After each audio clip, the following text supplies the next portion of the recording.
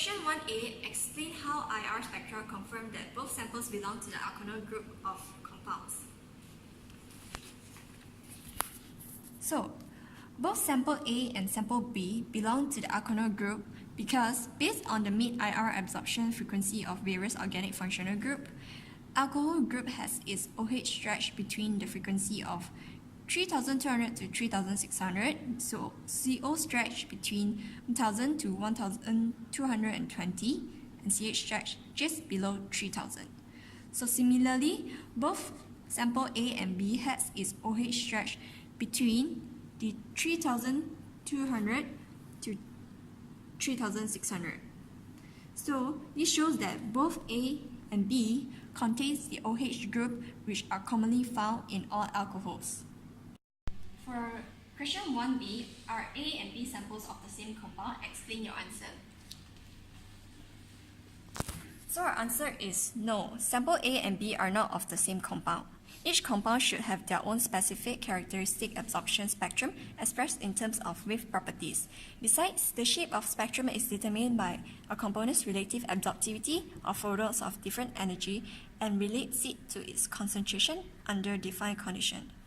As you can see, there are some similarities between sample A and B in terms of its shape, where you can see there's a presence of OH band between the 3200 to 3600 wave number, and there's also presence of CH stretch below 3000 wave number. And however, at 1050 wave number, only CO stretch only present in the sample A, but not in sample B. As you can see, there is no band here. Therefore, there are some components that are present in sample A but not in sample B. Therefore, sample A and B are not of the same compound.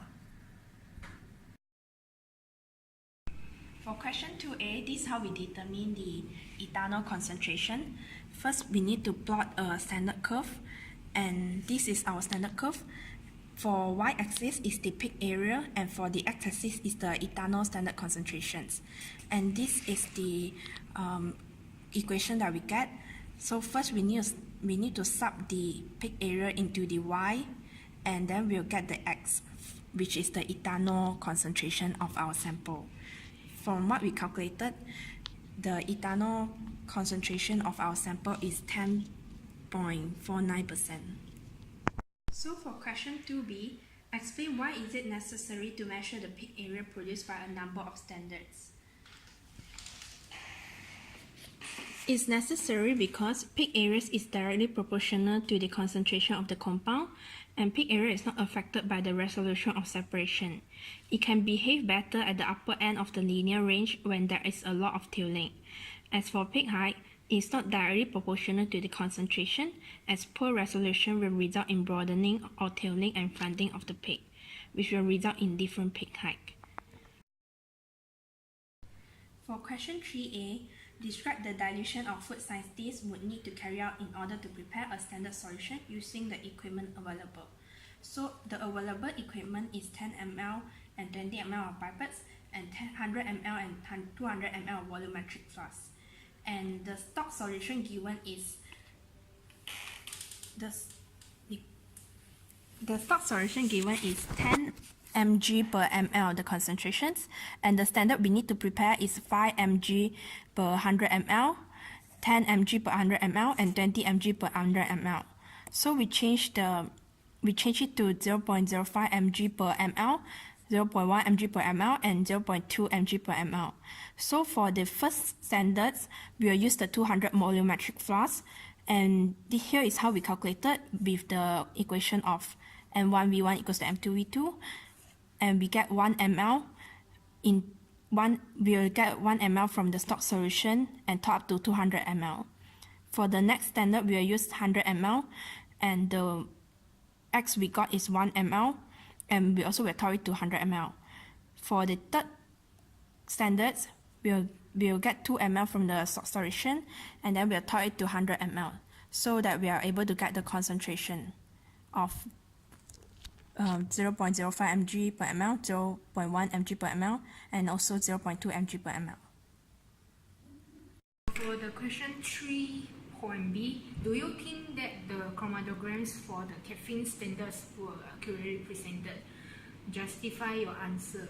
So, based on the chromatograms, all three standards show similar and symmetrical pattern. Hence, the peak height can be used as one of the factors to determine whether the standard is accurately presented.